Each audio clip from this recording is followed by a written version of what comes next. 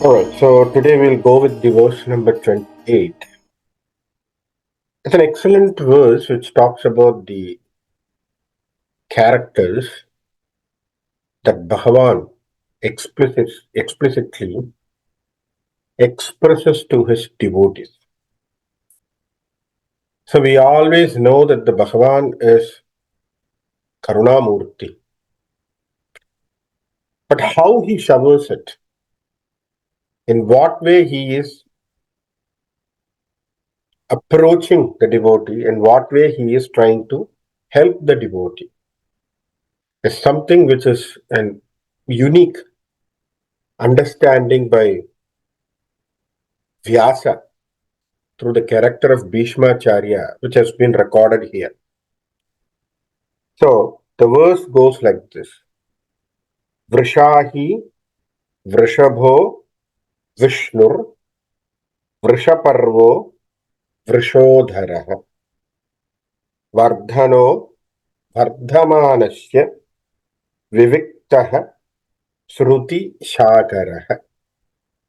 Vrishahi Vrishabo Vishnur Vrishaparvo Vrishadharaha Vardhano Vardhamanasya Vivikta Shruti Sagaraha. So let us see one by one these namas, how he has been described here by Bhishmacharya. Now, Vrishahi. So Vrishahi. Vrishaha means rain. Vrishaha means rain. Varsham, we say Varsham is rain. Right? So what is the character of rain? The rain signifies a karma which it gives to the world without any expectation. Right? So it is performing its duty so that it doesn't expect anything. So it downpours and it pours to the land and wherever it is needed, so that the land becomes fertile with the water resources. So now here it has been equated here with the Bhagavan's character. What is that? They say he pours like a rain. And what does he pour is the dharma, is the rain what he pours. So he is pouring the dharma. He is shining in the form of a dharma. He is an embodiment of dharma. And also by that what he makes, he gives the devotee as a sun shines in the sky, as a day light. So this is how they have been trying to give the, so what do we say? We can say analogy, saying that as a sun is so bright, same way the Bhagavan is shining with the dharma. So these are different interpretations. The one word, vrishaha, can be interpreted in different. One, it could be dharma.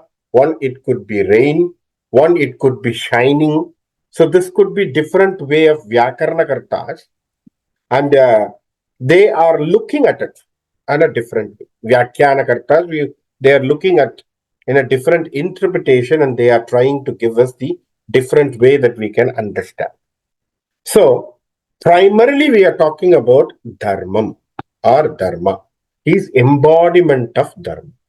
Now, when we say he is an embodiment of dharma, that means he is basically the person who signifies the entire way of the moral standards and the ethical standards what we need to know. So how do we know how to follow it? See, when Maricha was approached by Ravaneshwara, Ravaneshwara wants to abduct Sita because he got inspired. He has been induced by the words of Surpanaga, the sister. And so that he wants to take the Sita or abduct the Sita so that he can marry her and so that he can have Sita, who is supposed to be the beautiful woman at that time. So now, after being totally instigated by the Surpanaka's words. So what happened? He goes and he calls his own uncle, who is called Maricha. So Ravaneshwara's uncle is Maricha, maternal uncle. So the Maricha was asked, say that, I'm going to give you a plan whereby you are going to take a rupam or take a form of what is called golden deer. And then you are going to run in front of the Sita and Rama. So what happens? They will get distracted so that Sita will ask for it. So Rama will chase that. So you take the Rama to so much distance, whatever you can. How long you can run, you please run. Then it is easy for me to abduct Sita and then I can take her to Lanka. This was the plan what has been designed. When he is approaching the Maricha and he is saying, we want to do this trick with Rama, the moment he hears the name Rama, then the Maricha says, you don't know who is Rama. Rama is who? He is Dharmo Vigrahavan Dharma. He is Vigrahavan Dharma. Who is saying this word? Maricha is giving this certificate to Rama, saying that Ramo Dharma Vigrahavan Dharma. You don't know. He is an embodiment of Dharma.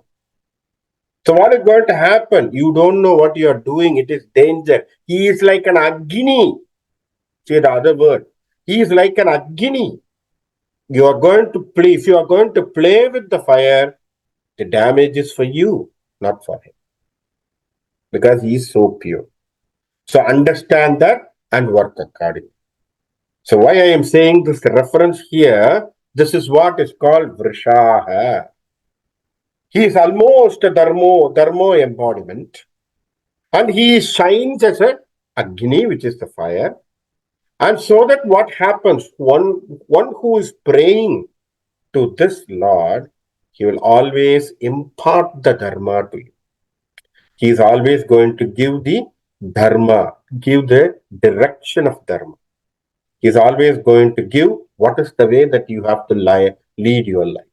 So that is why it is very, very important that we always get that type of a knowledge from the Bhagavan, seek the dharmic knowledge, what we need to learn and the way that we need to live our life. So that is very important message or the important guna, what God bestows to his devotee. So that's why it is called Vrishahi. Next one is called Vrishabhaha. Vrishabhaha. So what is Vrishabhaha? This is also here because he is an embodiment of Dharma. Now how he is going to bless his own devotees, he showers his grace. So it is like a rain, he is trying to shower his grace. So one who shines in the form of Dharma, what he is doing, he is trying to shower all the things. Whichever is in the dharmic way, whatever the request you are going to put to the God, so the God and the Lord will listen to it and then he will grant it to you. So he is going to show his grace accordingly. So that's why it is very, very important. So what we need to do, we have to reduce our materialistic desires and ask for that which can be giving us the highest enlightenment in our life. Right? So we have to reduce our materialistic desires. So whatever way that we can limit our materialistic desire will be good, because why? It is not that the Sanatana Dharma is against the materialistic life. Please understand. So there is always this understanding, or this is always the way that people will interpret when they say, okay, we should be very serious. We should be what? Castor oil faced peoples. Whenever it comes, you have to be very seriously sitting in the life, because life is something which is all materialistic. You should not be having anything with that. No, nothing way. So you should be very, very serious. And what is the only way that you have to always think about God? No, Bhagavan in Bhagavad Gita never told that. What he told, very simply, he told, if you get united with me, Yatra Yogeshwaro Krishna, you get united with me, then what happens? Tatraha Srihi Vijayo. So you are going to get what? Sri, that is your wealth. You will get the fame. You will get whatever you want in your life. The materialistic life will be taken care by Bhagavan. You don't need to worry. So this is the understanding. What we need to understand. Surrender to him. He will take care of materialistic benefit rather than surrendering to materialistic desire, which will never get satisfied for you. So this small difference of understanding makes the Sanatana Dharma totally a boring religion. This makes more totally and fundamentally is a dharmic religion which they think, okay, oh, there is no, no gladness in the life, no pleasure in the life. No. We have so much of materialistic understanding. We have so much of materialistic way of seeking benefits. All are being given in our Sanatana Dharma. Our Shastras have given that. Our Shastras have blessed with many things. Our Shastras have a goddess who can give you wealth. Right? We don't have one particular God which is assigned with all the departments. We have department wise gods who can give us what we want. Right? Because that's why we say we see only God. We don't have one God. We see only God. So everything is God for us. So that is very important. So God will shower whatever you need accordingly. But our understanding should be that we surrender to Him in the full devotion. So then He will grant all your wishes, whatever is needed for your life. For this materialistic life and also for the higher life, He will grant you all those things. He will make you happy in any plank of life, whatever you. So that is why we need to always seek that from Him. So this is what we say, Vrishabhaha. That means He gives you the grace. He blesses you the boon. And then you can always decide what you want in your life. Even though the Vaikuntha Padavi was given, the Alvar was saying, I don't want to go. Achuda Amarar Yere. Ichuvai Tavira Yanpol Indira Lohamal. Achuvai Pirinum Venden Arangavana Karunandi. So even though you asked me to go to Vaikuntha, I'm not interested to go there. I will be present here itself, where I can see you daily. I can pray to you daily. I can surrender you daily. I can do festivals to you daily. I can do this Ringaram to daily. Right? So this proximity I'm enjoying today in this materialistic world, I may miss if you ask me to go to Vaikuntha. There may be 10,000 people who are standing there. Am I right? There could be 10,000 people who will be there and we don't know where we are. We are totally lost. There was one beautiful story. I don't know whether I have referred it before, but it will be worth listening and then bringing out of the memory. There was one place where there is a special type of yajna has to be performed. And once you perform the yagam, and then that kingdom, where the king who sits on the throne of the kingdom, because of so much of blessings and wishes and blesses by different rishis, the person who sits there will have a chance to go to heaven. And then he says there is a way that when he goes to the heaven, there will be a golden mountain. In the golden mountain, he can go and he can engrave his own names on that mountain. He can put his own name, like whatever we do, like today, what these sculptures and all those people are doing it. You have the chance of doing that. So the king was very good. So he ruled his life. He ruled very good, and then because he was very happy that he is going to go to the heaven and he is going to write his name and come. Not coming. So he will be happy there, right? So he will be very happy there, and then he is thinking of that. Yes, of course, eventually he is also have to pass out, so he died. and then he went to heaven. So when he almost at the entrance of the heaven, there were two soldiers who were standing there, and then he said, "Hey, I'm from that kingdom. I was the king there. I ruled very good. So, by the way, that the rule is there that whoever rules that kingdom will get into the heaven, and then they will go and write the name in the mountain." The people, the front door people, the gatekeepers were looking at him and they said, "Oh, okay, okay, okay, get in, get in."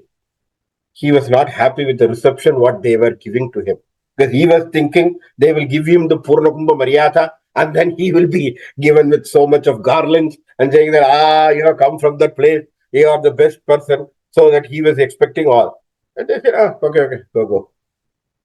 Then he was literally shocked. And the king asked, "Okay, okay, see, there was a talk there down saying that whoever ruled in that kingdom will have a chance to go and see that golden mountain where I can put embark my name." Then the gatekeepers were looking, both were looking at each other and then said, "Oh, you want to go to that mountain? Okay, okay, go straight, turn left, right, then you can see a golden mountain there, go, go." So this guy, so really shocked next time. Are, when we are saying that we are supposed to come here and put our name, he should be very happy about it. But how come he is not even looking for that? So then he walked. All the way he walked and he found the mountain. And when he is approaching the mountain, he was so surprised to see the mountain is full of names. The mountain is filled with full names. There is no inch, a small inch for him or a small centimeter line where he can put his name there. So he was so surprised. He was thinking what to do, where to write. So he went back to he was taking again, went back to the gatekeeper and he was telling, "Hey, you see that mountain? That mountain is full of names. I don't know where. There is no place for me to write. Maybe there is another mountain or somewhere. Maybe that will be fresh for me so that I can write." Then the gatekeeper told, "Oh, you want to write in the mountain? Okay, no, we have only one mountain. You do one thing. You can rub or erase some other name there, and then you can write, this is the norms what we are doing, and go and do it." And he was so shocked.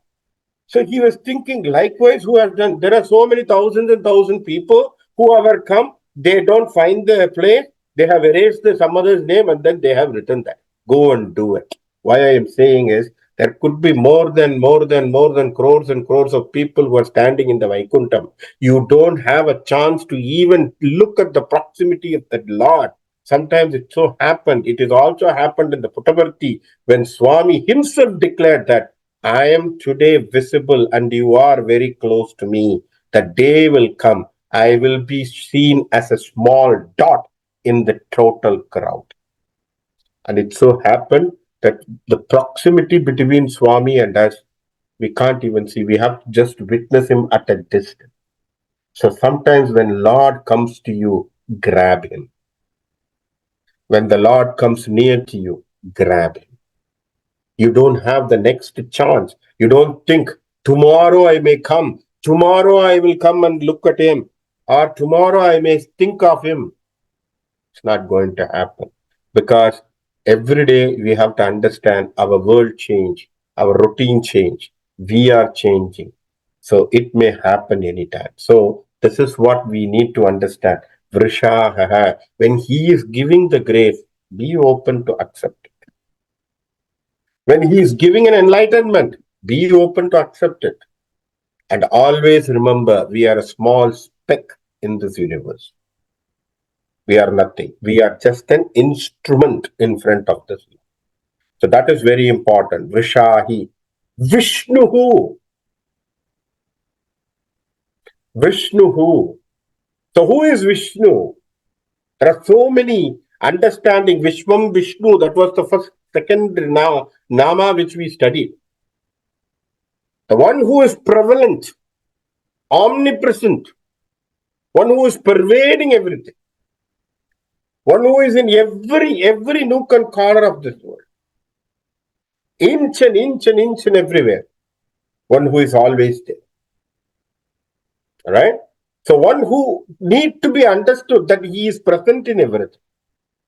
So this is very important from the devotee's point of view. Understand, he is already there. Now we have to understand from the devotee's point of view, you have to remember that he is everywhere. It is very important from the devotee's point of view. As a devotee, you remember that he is present everywhere. He is omnipresent. He is everywhere. You need to understand him. You need to experience him. You need to think of him in every part and participle of this world. So that is why we say that is what is called Vishnu. So he is always everywhere. So this is a guna, what you need to develop. You see everything as him, as his own creation, as his own expression. It is own his experience. Some people ask me, how do we relate with the things what we eat? If we are going to give it to Swami, whether Swami will like it. That is the way that you have to relate with it. Right? You have to relate with it. He is everywhere. He is omnipresent. Because this is also one of the statements given by Swami when Kasturi was telling. The Kasturi was supposed to always with Swami. He has traveled with Swami for so long years. And he has also translated Swami's Telugu words and the Telugu Vagini series into English. And whenever Swami gives the discourses, he was one of the person who is always with Swami, accompanying him and translates in English. And once he said, Swami, I can see, everywhere, especially he was talking about a state where I was where I was traveling. I can see all the houses. I can see your picture there. I can see you. I can see that everyone is a devotee of you. Swami laughingly said, right? In Telugu, he said, నువ్వు ఇంటికి ఇంటి చూస్తా కస్తూరి మళ్ళీ ఇంచుకు inch నేను వస్తాను. That means what? You have seen me house per house per house, but I will be even in every small inch and inch of this universe, it will be occupied by me. This was the word Swami gave, and it happened. He has made that. He has shown his own presence everywhere. Why I am saying is, this is the understanding what we need to do. That means he is pervading everywhere. He is everywhere. He is omnipresent. Okay? So that is one of the things which we say Vishnu. Vrisha parva hai. Vrisha hai, parva hai. Vrisha hai. We already saw what is Vrisha? Dharma. Parva means steps, ladder. How to claim, how to go, how to achieve. So how to achieve what? How to achieve dharma. What way we can go and achieve dharma? So it is given to you according to your varnashrama dharma, how you have to work. See, the problem is because of varnashrama sangraha, we are trying to lose our own identity and get out of that dharma shastram, and we are mixing up with many things. We are mixing up with the many things. We don't know what dharma we need to take, what dharmic path we need to live, and we have totally mixed up. And what happened? Everything is totally confused. Now the universe is totally confused state. So that's why the path is already given to you. Varnashrama dharma path is given. Now, whenever we talk about varnashrama dharma, there could be always an opposition from the other side of the word saying that, oh, you're trying to bring the community caste and that. No, nothing to do with that. What path you have taken, that is what you have to tread with. I want to be a guru who wants to give the advice and knowledge. Be on that path. Be on that path. I want to be like a person who will be defensive. Be on a warrior path. I want to be a good mercantile person. Be on a good Vaishnava side. Vaishya side. So you need to choose what is the way that you are doing it. If you are working on that, practice it correctly. That is the dharmic path what we are talking about. according to your level of stages of life. Whether you are in brahmacharyam, or your grahasthasana, or vanaprastham, or in sannyasa, bring the dharma correctly and so this is what the Bhagavan is trying to give us. The steps, what you need to work with. Adi Shankara says, Shravanam, Mananam, and then Nididhyasanam. These are all the ways that you can work out and reach the Lord. Shravanam, Mananam, Nididhyasanam. So it is important that you practice it daily.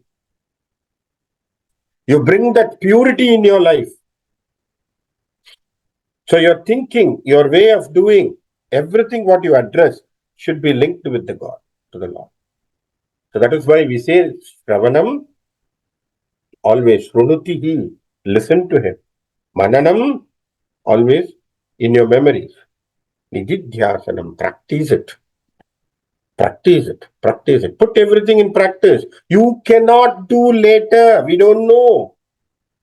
When the time comes, we don't know what we are going to do. Beautifully said. One of the Alvar, Periyalvar, is singing one of the Alvar song. Beautifully says, when it is old age, I don't know whether my mouth can utter correctly or properly the namas. Am I right? When it is old age, I don't know whether my mouth can utter properly the namas. When it is old age, I don't know whether my eyes can see properly. When it is old age, I don't know whether my ears can hear properly. I can smell properly. My sense organs will work or not, I don't know. Even I don't know whether my brain will be active to listen, to memorize, to bring something in my mind saying that, Are, you have to remember God, even if it is at the time of my death. I don't know whether I can remember you or not. Are Narayana, he says, அப்பொழுதுக்கு இப்பொழுதே சொல்லி வைத்தேன் தப்பாமல் ஏற்றுக்கொள்வாய். What does it mean?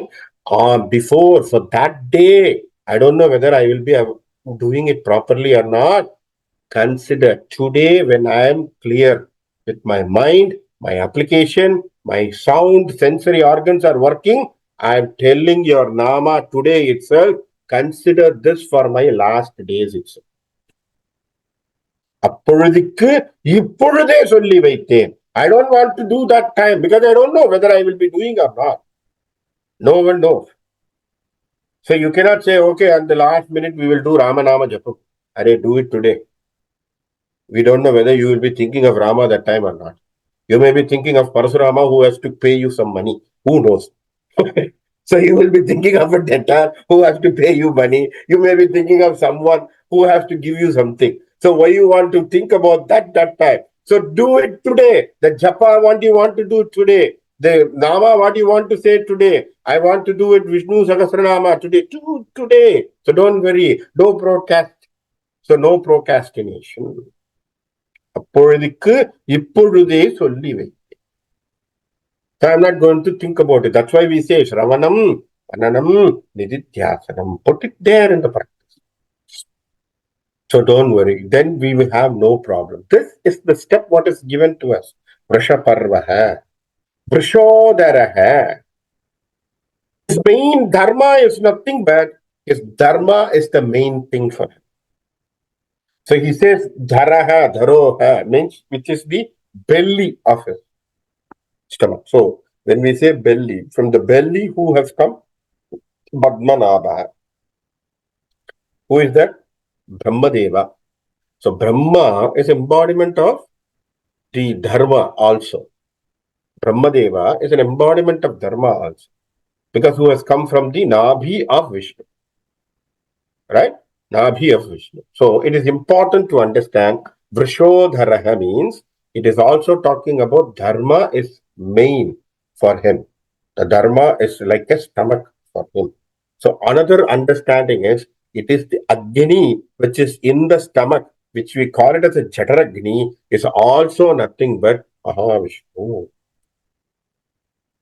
So it is also a reference for you about the Agni which is present in your stomach.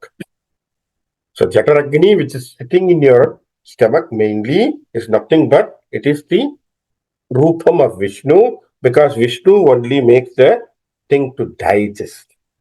He gives you the heat, he gives you the right amount of heat what you need so that you can digest your food. So Vrishodharaha. Vardhanaha. Vardhanaha means what? Giving, nourishing you. One who nourishes you. He doesn't need anything big yagas or yajnas to be done. He doesn't need you to do a big yagas or yajnas. Do at least a small chanting with devotion. Swami always quotes this one. What is that? Atram phalam pushpam toyam. Alright? So you just put one leaf or offer one fruit or offer one flower. If not, at least one drop of water. Patramu, phalamu, pushpamu, toyamu. That is enough. That is what Krishna has given the word. This is what even Swami has recorded himself for your bhakti. If with bhakti, if you can offer this, Lord is very, very happy to give you more than what you need. Correct? He is very much happy to give you whatever you need because he is not coming for anything else. He is only believing what is your bhakti. He is seeing only your devotion, your faith, what you are showing to him. Krishna and his own friend, they both were very good friends and classmates when they were studying with the sage Sandipani. His name is Kushela. So they were very good friends. And then what happened? Krishna eventually came out and he came to Mathura and he wants to wage a war with his own maternal uncle. He killed him and then he conquered and he is now the king in Mathura. Kushela hailed from a middle class and a Brahmin family and then he got into marriage and then he got kids. So he can't get more of a earnings. His life came to a poverty level. So his wife told, his name is called Sudhama. So his wife told, go and meet your friend and ask for something. Because with all these, poverty life, we cannot live. We are having so many kids. How many kids? They were saying that there are more than 16 kids what he had, Sudama. So she was telling, we can, as an adult, we can take hungry and live. But children, they can't because they have to be nourished. Please, if any possible, just go and talk to your friend. So he wants to go and he wants to meet Krishna. What happened is, before leaving his wife, all of a sudden she took some that purged rice, what she has made, freshly made in her home. Just put it in a small bag in a cloth and she tied it and gave it to him. If at all, if possible, offer this to him, to Krishna. So he is holding it and he came all the way down to the Mathura. Everyone is looking at Sudhama. Sudhama is so, it's a very pathetic stage what he is. Just one dhoti and the dhoti is also torn and he is walking there. But a Brahmin, he is just walking. He came to the kingdom. He came to the palace. The message, he said, I want to meet king. They asked, who are you? Just tell to Krishna that his own friend, old friend has come. What is your name, sir? Sudama. Okay. Krishna was inside in the palace discussing about very important things, All people are sitting surrounded and doing some political strategies and all he is working out. One fellow came and then told Raja, Krishna, yes, there's one of the friend who is waiting at the gate. What is his name? Sudama. He said, stop all the meeting. I have to go and attend my. He came all the way running from the palace, running all the way out and out and out and out and crossed the gate and then he came and he was seeing the Sudama so happy. He hugged him in the middle of the street and she said, it's so long to see you, my friend. How are you? How are you? How are you? Come with me. So he was holding his hands and walking into the palace. Everyone was looking at Sudama. What type of like? See the devotion. This is what we are talking about devotion. Lord will come from the palace for your devotion. And he took him all the way. And you know what he did? He offered his seat to Sudama. Sit down. What made you to come here, my dear? And he said, just like that, I want to see you. Then he was seeing that bunch of thing which is sitting on his waist, you know. I think Bobby and our sister-in-law, that your wife has given something to me. What is it? And he was really ashamed to give that because if he's a king, he can have lavish food and everything. He was really, really so ashamed to give that perched rice to him. And he told, no, it is something, you know, it's a small perch rice. Oh, this is given by Bobby to me. I'm so happy. He took one and he's putting in his mouth the one each and every mouth when he is consuming the amount of wealth what Sudama's family was receiving. He didn't know. His entire house has become palace there. Sudama's house. Everyone got full food. Everyone was given with all ornaments and everything growing there, Vardhamana, with a simple devotion. That's why we still offer to Krishna, what is that? That parched rice to him, saying that you went to Sudama came and gave it to you, same way I am just offering you, please bless me. The Krishna is one of the excellent God, you have to cherish him. Right from top to bottom to understand him. He is an excellent embodiment of happiness. Embodiment of happiness. You have to enjoy him with everything with him. That's what is called as Krishnam Bande Jagat. That is basically what we are saying here. Vardhanaha. Vardhamanaha. So he also grows. By the way he gives, he is also growing. By the way he is giving to you, devotee, he receives the devotee's devotion. And also he is also growing more. So that is very important. Vardhamanaha, Vardhanaha, Vardhamanaha. He nourishes the devotee and also he is very happy. See, growth means he is not about, he has to get the wealth from the devotees. Not that you have to do a platinum crown or a diamond studded things to him so that he is not looking for all those.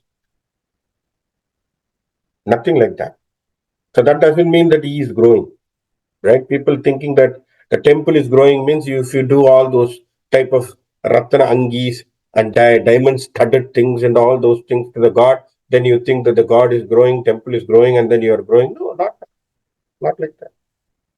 There are so many temples where you don't know the god is so much powerful, but he still lives in that small, dark den inside. Because we don't believe. The belief is inside. The glory of the God is within you. The light of the Garbhagraha is within you. You need to receive it. If you see that, Vardhamanaha, simple, it will also grow. Viviktaha, very important one. What is it? He is very unique. God is a person who is very unique. You cannot have him in a different way. There is never two another Rama. There is never any Krishna. There is only one who can be like that. That's why they are avatars. Right? So there is never a secondary person for you. He's always a unique person. He comes as a unique. He does take his avatar unique. He lives uniquely and then he parts away this world unique. Rama did, Narasimha did, Krishna did, Varaharupam did, Matsyavatara did. Whatever avatara you talk about, 21 avatars as per the Bhagavatam also, everyone lived uniquely and Kalpakoti yugas will come. Every yugas there will be some, all these avatars will happen again and again. They will be unique. They are not going to be the thing. So they will be always staying unique. So that is why we say they have a unique way of doing it. So it is important to understand God, Bhagavan is always a Shruti Sagaraha. He who is the sea of Vedas. He who is the sea, the embodiment of, he is like a Vedic Sahara. Shrutihi means Veda, Sahara means the ocean. So he is the Shruti Sahara, embodiment of ocean. What is that? Vedic ocean. So all, whatever our life is, where we want to merge, we are like a river stream, a ravine, or a small stream of life. Wherever you go, you merge with the flow of the river, and the river takes you all the way to merge yourself into the ocean. So ocean is nothing but that is Bhagavan. So be always ready on the flow. So this flow is always given to you by Bhagavan. So devotees are going to look into these qualities, these attributes. This is the way you enjoy the Bhagavan. You need to see he is the Dharma's embodiment. He gives the blessings as a rain. He nourishes you. He is very unique. He is everywhere. And you understand that he is the Sruti Sakara. He grows and he also makes you grow. And all that bestowed by Bhagavan without any expectation. What is the one single expectation? What Bhagavan looks from you? Your true love and devotion. If you can shower that, Bhagavan is always happy for that. So Bhagavan will be always with us. And he will be always giving us the best qualities, what we want in our life. So this is the beauty of this verse, which talks about what qualities we can expect and what qualities Bhagavan is showing, displaying in front of his devotees, and how the devotees should receive it, in what attitude he has to receive. That's why very important yoga in Bhagavad Gita is chapter number 12, which is Bhakti Yoga. And he defines about what is Bhakti and what type of Bhakti should be there and how you need to receive him. Everything is, even the grammar is given to us in Bhagavad Gita. So it has all been given, the steps are given to us, the way that we have to tread and live or lead our life is all been given to us. Only thing is, show our devotion and love to him, surrender ourselves to the Lord, and Lord will make you an instrument in the life, in this universe, and he will lead you towards everything. So that is what we need to understand from this great verse. So with that, we'll stop here. And then the rest of the thing, we will do it in the next week. Kayena vacha manasendriyarva buddhyatmana bhat prakriti swabhavat karomi yatyat sakalam parasmai नारायणायेति समर्पयामि यदक्षरपदपृष्ठं मात्राहीनं तु यद्भवेत् तत्सर्वं क्षम्यतादेव नारायण नमोऽस्तु ते विसर्गबिन्दुमात्राणि पदपाठाक्षराणि च न्यूनानि चातिरिक्तानि क्षमस्व पुरुषोत्तम अन्यदाचरणं नास्ति त्वमेव चरणं मम तस्मात् कारुण्यभावेन रक्ष रक्ष जनार्दन हरिः ओं तत्सत्स्वति स्वस्ति प्रजाभ्य परिपालयन्तां न्यायेन मार्गेण महीं महिषां को ब्राह्मणेभ्य शुभमस्तु नित्यं समस्तलोकाः सुखिनो भवन्तु समस्तलोकाः सुखिनो भवन्तु समस्तलोकाः सुखिनो भवन्तु हरिः ओं तत्सत् श्री रामकृष्णार्पणमस्तु।